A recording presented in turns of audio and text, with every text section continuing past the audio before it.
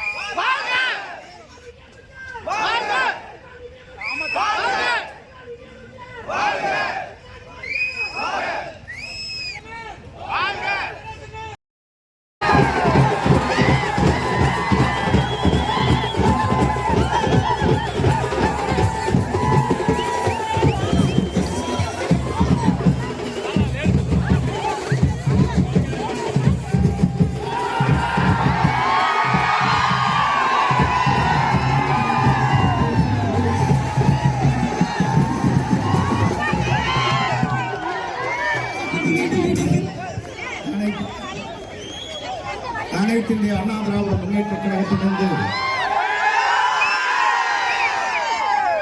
புரட்சித் தலைவர் வழியில், புரட்சித் தலைவர் அம்மா வழியில் இன்று தமிழகத்தில் 8 கழகங்கள்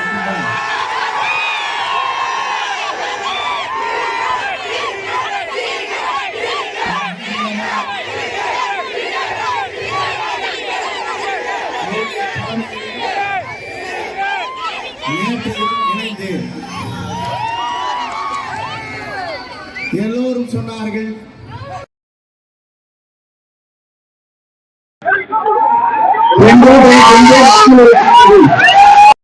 பார்த்தீர்களா ஒரே மணி நேரத்தில் இவ்வளவு மக்கள் கூடியிருக்கிறார்கள்.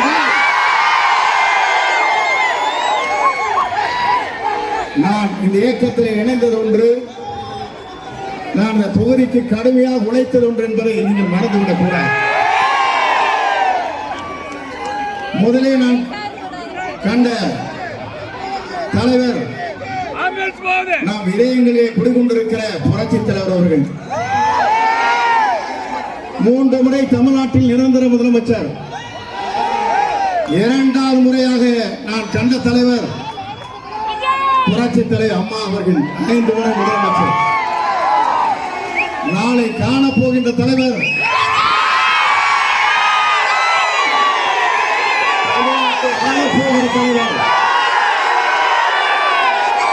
தமிழக வெற்றிக் கழகத்துடைய தலைவர் அன்பு உழவன் விஜய் அவர்கள் என்பதை நான் மறந்து இருக்கிறேன். நான் முதல் முறை அடி வைத்த போது புரட்சித் தலைவரோடு பயணம் செய்தேன். வெற்றி என்ற இலக்கை நாங்கள் எட்டினோம்.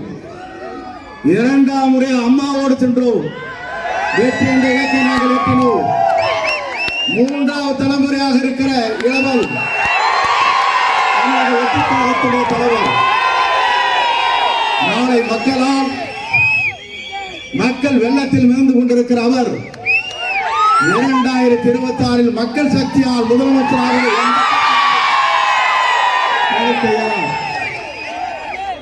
என்னை பார்த்து சொல்லுகிறார்கள், இவர் 40 ஆண்டு காலம் அரசியல் வரலாற்றில் இவர் என்ன செய்தார்? தனக்கும் தன் குடும்பத்திற்கும் யாரையாவது சிந்தித்திருக்கிறார்களா? மக்களுக்கு சேவை செய்திருக்கிறார்களா? தொண்டர்களுக்கு செய்திருக்கிறார் என்று ஒரு அறிவாளி பேசியிருக்கிறார். அவர் இந்த கட்சியே எங்கே இருக்கிறது நிலையை ஒரு முறையாவது நீங்கள் வெற்றி பெற்றிருக்கிறார்கள் என்பதைத்தான் மக்கள் கேட்டுக் கொண்டிருக்கிறார். நீங்கள் ஆட்சிக்கு வந்ததற்கு பிறகு அம்மாவுடைய துணையா 17-18 இருந்து ஆரம்பித்தீர்கள். அதற்கு பிறகு உங்கள் வெற்றி என்ற நிலை ஏதாவது ஒரு முறையாவது வந்திருக்கிறதா என்பதை அவர்தான் சொல்ல வேண்டும். நான் அவரை பற்றி சொல்ல விரும்பவில்லை. நாளை நம்முடைய எதிர்காலம் எப்படி இருக்கிறது என்று சொன்னால் பிரகாசமுள்ள எதிர்காலமாக மாற்றுவதற்கு உங்களை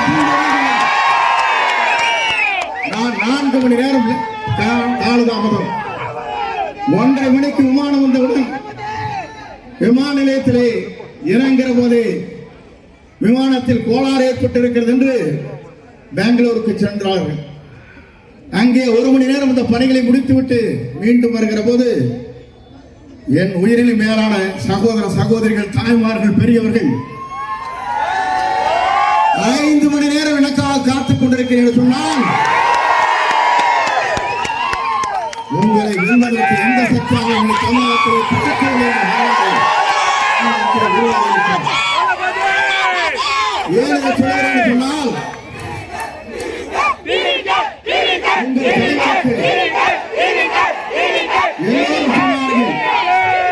எல்லோரும் சொன்னார்கள் உங்கள் தலைவரை சந்திக்க முடியுமா என்றார்கள். எங்களோடு வந்த 100 பேர்கள் 1.25 மணி நேரம் அவருக்கு சால் வெடி வைத்து உங்கள் துண்டை போட்டு அரவணைத்து ஒரு வரலாறு படைத்த தலைவர் தான்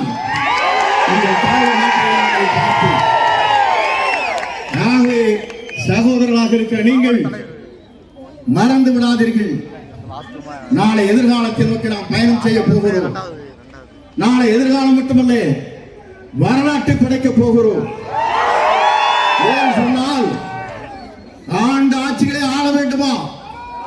புதிய தலைமுறை ஒருவர் உருவாக்க வேண்டாமா? வேண்டும். மக்களுக்கு நல்ல முறையை பணியாற்றுவதற்கு ஏறத்தாழ ஆண்டிற்கு 500 கோடி ரூபாய் திரைப்படத்தில் நடித்தால் கிடைக்கும். தேவையில்லை. மக்கள் பணியாற்றுவதற்கு நான் தயாராக இருக்கிறேன் என்று வந்திருக்கிறார். தூய்மையான ஆட்சி, மக்கள் ஆட்சி, தமிழகம் அமைதி பூங்காவை காண்பதற்கு பேரறிஞர் அண்ணா அவர் கேட்கின்ற போது சொன்னதை போல, புரட்சித் தலைவர் சொன்னதை போல, அம்மா சொன்னதை போல என்னை கூட பத்திரிகை நண்பர் கேட்டார், ஒண்ணும் அம்மா படத்தை வைத்துக் கொண்டிருக்கேன் என்று கேட்டார்கள். ஜனநாயகம் இங்கே இருக்கிறது. யார் படத்தை வேண்டும் அங்கே உங்கள் படத்தை வைத்தால் தான் சிரிப்பீர்கள். ஆனால் எங்களை போன்றவர் எந்த படத்தை வைத்துக் கொண்டாலும் அரவணைத்து செல்கிற தலைவராக உங்கள் தலைவர்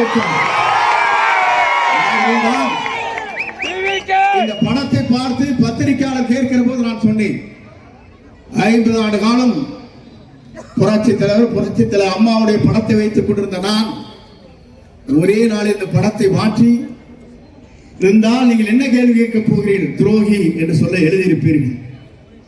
துரோகம் இங்கே இந்த தமிழகத்தில், அதுவும் தமிழ்நாட்டுடைய வெற்றி கழகத்தில் எந்த வரலாறும் இல்லை. பணத்தை வைத்துக் கொள்ளலாம். எங்களை பொறுத்தவரையிலும் இங்கே எங்களிடத்திலே இருப்பது, எங்களிடத்திலே கொடுக்கப்பட வேண்டியது என்னென்று சொன்னால், நாங்கள் இங்கே தர்மத்தை காக்கிறோம். தர்மத்தை மட்டுமல்ல, எல்லோரும் எல்லாம் பெற வேண்டும் என்ற நோக்கத்தோடு ஜாதி மத பேதமற்ற சமுதாயத்தை தமிழகத்தில் அழைப்பதற்கு, மக்களுடைய கண்ணீரை துடைப்பதற்கு, ஊழலற்ற ஆட்சியை அகற்றுவதற்கு, மீண்டும் ஆட்சி தமிழகத்தை புனித ஆட்சியை கொண்டு வருவதற்கு இங்கே சுதந்திரமாக நீங்கள் பணியை ஆற்றலாம் என்று அவருக்கு என்னை அரவணைத்து சொன்னார். உங்களை போன்ற இளைஞர்களை பார்க்கின்ற போது உங்களோடு சேர்ந்து நானும் இந்த பணியை ஆற்றுகிற நல்ல வாய்ப்பு எனக்கு கிடைத்திருக்கிறது. ஏன்னு சொன்னால் நீங்கள் கவலைப்பட தேவையில்லை. நான் அவர் வருகிற போது வழிகாட்டியாக இருப்பேன். எப்படி அம்மாவுக்கு வழிகாட்டியாக இருந்து பணியாற்றினோம், புரட்சி தலைவர் புனித பயணத்தை மேற்கொள்கிறோம், அவரோடு இருந்து பணியாற்றினோம். மூன்றாவது தலைமுறையாக இருக்கிற தமிழ்நாட்டுடைய வெற்றி கழகத்துடைய தலைவருடைய தலைமையில் நிறைவேற்றுவேன். ஆகவே இளைஞர்களாக இருக்கிற நீங்கள் இங்கே வருகிற போது அத்தனை பேரையும் நான் பார்க்கிறேன். அத்தனையும் கருப்பு முடிகளாகத்தான் தலை இருக்கிறது. ஏனென்றால் நீங்கள் அசைத்தால் தமிழகம் அசையும். நினைத்தால் தமிழக மக்களுக்கு பணியாற்ற முடியும்.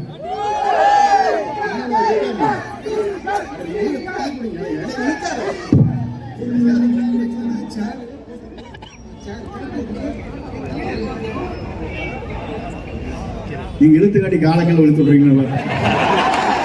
காலம் எடுத்துடும் நாளைக்கு வர போறான்.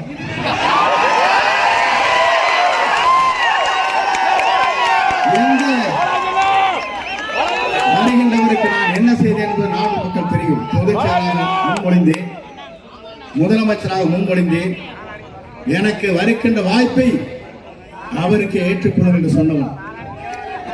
ஆனால் அங்கே மனிதநேயம் அங்கே இல்லை, சமத்துவம் அங்கே இல்லை. உங்களிடத்திலே ஒன்றை சொல்ல விரும்புகிறேன். 50 ஆண்டு கால அரசியல் வரலாற்றில் நான் உழைத்த உழைப்பு எல்லோருக்கும் தெரியும். ஆனால் சாதாரண தொண்டனாக கூட இருக்கக்கூடாது என்று உறுப்பினர் உறுப்பை எடுத்தார். என்னோடு இருக்கின்றவர் அத்தனை பேரும் எடுத்தார். அதோடு இன்று பக்கத்திலே காங்கியத்திற்கு சென்று ஒரு கிளை செயலாளர் தன்னுடைய டூ வீலரில் வருகிற போது அந்த டூ வீலரில் ஸ்கிட்டாய் கீழே விழுந்து மண்டை உடைந்து அன்றே இறந்து விட்டார். அவருடைய மருமகன் அங்கே இருக்கிறார், ஒரு கட்சி பொறுப்பில். அவர் இல்லத்திற்கு சென்று பக்கத்திலே ஒரு இரங்கல் செய்தியை கேட்டுவிட்டு அவர் இறந்து விட்டார் என்று கேட்பதற்காக சென்றேன். அவரை பார்த்தவுடன் நீ ஏன் அவரை அனுமதித்தாய்? ஆகவே உன்னை அடிப்படை உறுப்பினரை நீக்கிறேன் என்று நீக்கினார். இதைவிட வெட்கக்கேடான செயல் தமிழ்நாட்டில் எங்கும் நடைபெற்றிருக்கார். துக்கத்தை விசாரிக்கிறதுக்கே உறுப்பினர் உறுப்பை எடுக்கிறார் என்று சொன்னால் இவரெல்லாம் நாளைக்கு ஆட்சிக்கு வந்தால் என்னாகும் என்பதை நீங்கள் தான் தீர்மானிக்க வேண்டும். நாம் ஆட்சிக்கு வருவது யார் என்பதை நாம் முடிவு செய்ய வேண்டும். உங்களை பொறுத்தவர்களும் உங்களுடைய தளபதி தான். நான் சொன்னால் சொல்வார்கள், இவர் வாய் எப்படி வேண்டாலும் பேசுகிறேன். நான் புரட்சி தமிழர் என்று சொல்ல மாட்டேன். ஏன்னு சொன்னால் பட்டம் கொடுத்தவரே நான் சொல்லவில்லை என்று ஓடிவிட்டார். ஆகவேதான் நீங்கள் சொல்லுகிறீர்கள் தளபதி என்று, நானும் சொல்லுகிறேன் அவர் ஆட்சிக்கு வருவார். இந்த சக்தியை தமிழ்நாட்டை எவராலும் அசைத்து விட முடியாது. கணிந்து கொண்டிருக்கிறது, நாட்கள் எண்ணப்பட்டு வருகிறது. டிசம்பர் மாதத்திற்குள் நம்மோடு கூட்டணி வலிமையாக வரும். நம்மோடு இன்னும் பல அமைச்சர்கள், முன்னாள் அமைச்சர்கள் வருவார்கள். நீங்கள் கவலைப்பட தேவையில்லை. உங்களுக்காக உறுதுணையாக இருப்போம். உங்கள் கருத்தை வலுப்படுத்துவோம். 30 ஆண்டு காலம் நீங்கள் இதற்காக உழைத்திருக்கிறீர்கள். உங்கள் கண்ணீரை துடைப்பதற்கு உங்களோடு உறுதுணையாக நாங்கள் நிற்போம். கவலைப்பட தேவையில்லை. நாங்கள் வந்துவிட்டோம் என்று நீங்கள் கவலைப்பட தேவையில்லை. உங்கள் சகோதராக இந்த பணிகளை நாங்கள் ஆற்றுவோம். நீங்கள் கவலைப்பட தேவையில்லை. நீங்கள் இத்தனை பேரும் 2.5 மணி நேரம் இல்ல 4 மணி நேரம் இங்கே காத்துக் கொண்டிருந்திருக்கிறீர்கள். உங்களுக்கு எவ்வளவு கோடி நன்றி சொன்னாலும் நன்றி ஈடு ஆகாது. மற்றவர் கொண்டு சொல்ல விரும்புகிறேன், இந்த நாட்டில் நான் என்று ஒருவன் நினைத்தால் ஆண்டவன் தான் என்று காட்டி விடுவான். ஆண்டவன் வருவார், வெற்றியை சூடுவார். நாளை ஆட்சி வளரப் போகிறது. வெற்றியை தேடித்தார் என்று பொற்பாதவர்களை வேண்டி விரும்பி கேட்டு விடைபெறுகிறேன். நன்றி, வணக்கம்.